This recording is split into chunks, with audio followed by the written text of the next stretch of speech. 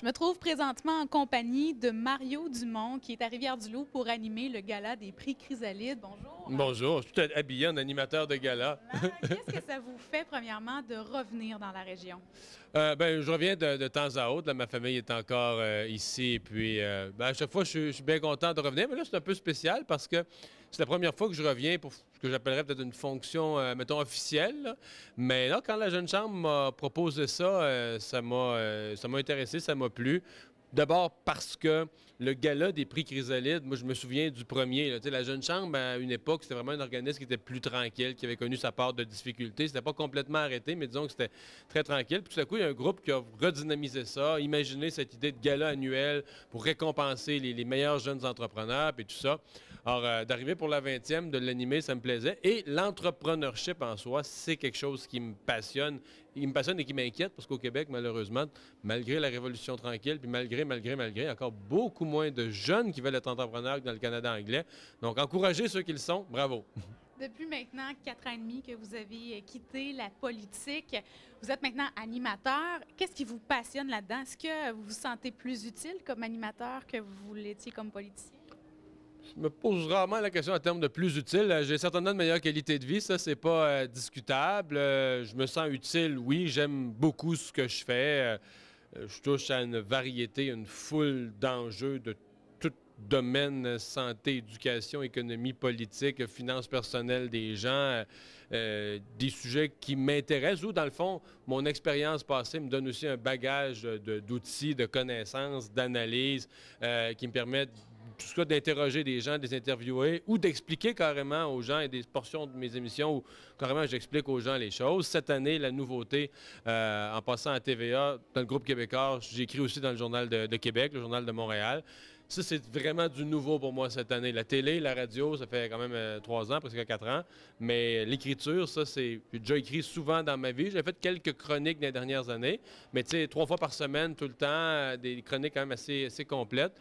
Ça, c'est un nouveau défi que j'aime. Ça m'inquiétait un petit peu, là. Tu sais, je m'en vantais pas que ça m'inquiétait, mais l'été passé, quand je savais que ça s'en venait, je me disais, ouais, écrire, combien de temps ça va me prendre? Je vais trouver ça compliqué? Je vais toujours avoir des idées?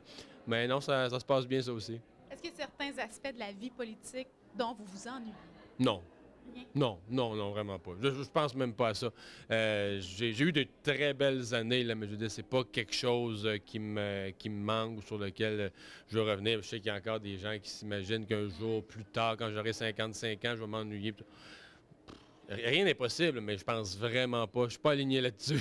Donc, à la question, est-ce que vous pensez peut-être un jour revenir à la Non. politique? Je sais que vous avez répondu jamais lorsque vous avez quitté, vous n'avez pas changé d'idée. Non, vraiment, ça m'intéresse pas du tout, à aucun niveau d'ailleurs, municipal, fédéral, provincial. Je veux dire, je suis dans un domaine qui me passionne présentement. Puis la politique, c'est pas comme si, tu sais, j'avais fait 1 an ou 2 juste pour y goûter, puis que j'étais fait 20 ans. Plus que 20 ans, 15 ans comme milieu de l'Assemblée. Comme on dit, les Anglais disent been there, done that. Là, j'ai fait le tour du jardin, j'y étais à fond, j'ai fait ce que j'avais à faire. C'est un peu comme ça que je me sens. Quel regard vous jetez aujourd'hui sur ce qui se passe en politique? Bon, commission Charbonneau, les politiciens ont vraiment pu la cote. Vous pensez quoi de tout ça? Ça m'inquiète un peu, là, l'image que les gens se font du politique. La semaine passée, dans mon émission, là, un des sujets que j'ai couvert, j'avoue que ça m'a désarçonné. À Montréal, il y a quelque chose qui s'appelle, depuis 15-20 ans, la Fondation du maire. Ça aide des jeunes entreprises en démarrage. Ils ont été obligés de changer de nom.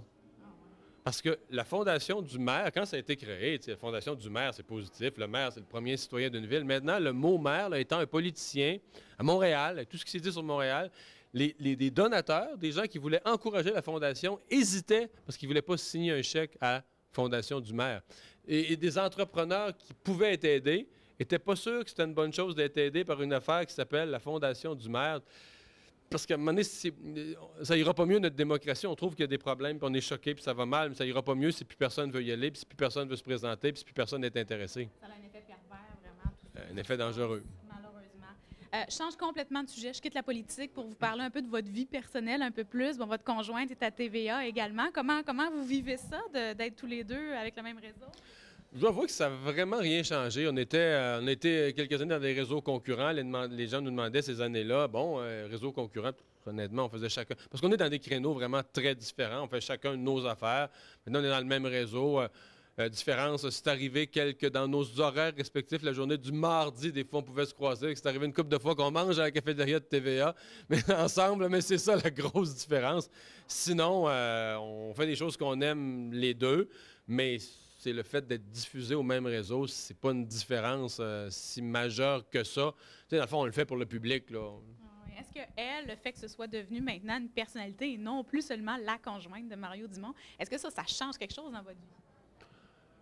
Bien, ça change dans le sens que je pense qu'elle a beaucoup aimé ce qu'elle a fait dans le passé. Elle a eu ici à Rivière-du-Loup des défis extraordinaires, entre autres avec l'école de musique. Mais c'est certain que de prendre la parole sur la place publique, comme elle, faire ce qu'elle fait, d'interviewer des gens, puis écoute, toute sa vie, le monde, dans des soirées comme à soir, des soirées de chambre de commerce, les gens, ils racontaient tout. Les gens ont toujours tout confié à Marie-Claude. Et ce qui se passe à la TV, ce que les gens voient en disant, ah, les gens, ils racontent tout, puis ils aiment ça parler à Marie-Claude. C'est l'histoire de sa vie. Non, mais de le pouvoir le faire à la TV, c'est sûr qu'elle se sent bien privilégiée, puis elle adore ça. Puis en même temps, ben, elle aussi, ça l'amène dans d'autres défis, de la radio, de l'écrit, puis puis elle a encore plein de projets. Donc, on touche du bois que ça continue à bien aller. Justement, vous parliez au début de l'entrevue tantôt de votre qualité de vie. À quel point le fait de laisser la politique de côté, ça a amélioré votre vie? Bien, je vais te dire un mot plate, mais c'est que c'est de retomber dans ce que je vais appeler une vraie vie. Ça veut dire quoi, une vraie vie, là? Ça veut dire, ben le soir, Juliette pratique son piano, je suis assis sur le banc à côté, puis je suis là, puis puis hey, ton si était bémol, va conduire Charles au soccer, tu sais, et, bon, évidemment, moi, j'étais parti des semaines, des fois, je partais le lundi matin, je revenais le vendredi soir. On finit par s'inventer un langage, on dit, exemple, les gens très occupés disent, on passe du temps, à la fin de semaine, on passe du temps de qualité avec nos enfants. Ce qui peut être vrai, tu vas t'en occuper bien pendant le temps que tu es là, tu peux appeler ça du temps de qualité. Mais si t'es pas là du lundi au vendredi, quand t'es pas là, appelle ça comme tu veux, t'es pas là. Et ça a été ma réalité pendant de longues périodes. Donc là, maintenant, vous pouvez être là au grand bonheur de toute votre famille, oui. Évidemment. Est-ce qu'un jour, vous pensez revenir dans la région? Ben, je sais pas, c'est beaucoup rendu là, c'est beaucoup professionnel, c'est-à-dire à part comme à retraite, là, mais je ne suis pas tout à fait rendu là encore, mais c'est beaucoup professionnel. Pour l'instant, c'est bien évident que les grands réseaux de TV, c'est à Montréal que ça se passe, puis tout ça. Je parle aux gens de toutes les régions, puis c'est intéressant parce que l'expérience que j'ai pour faire de la télé ou pour m'exprimer dans les médias aujourd'hui, moi j'ai vécu en région, j'ai vécu à Montréal. Maintenant, je vis en banlieue. Pendant que j'étais au Parlement, j'avais un condo à Québec. Fait que quand les gens, mettons, je sais pas, les gens m'expriment leurs problèmes. Ah, nous autres à Québec, c'est de même. Nous autres en région, c'est de même. Nous autres en banlieue, c'est de même. Nous autres en ville, c'est de même. J'ai déjà vécu les 4 réalités qui existent dans le Québec, je les ai vécues. Je vois ça comme un plus.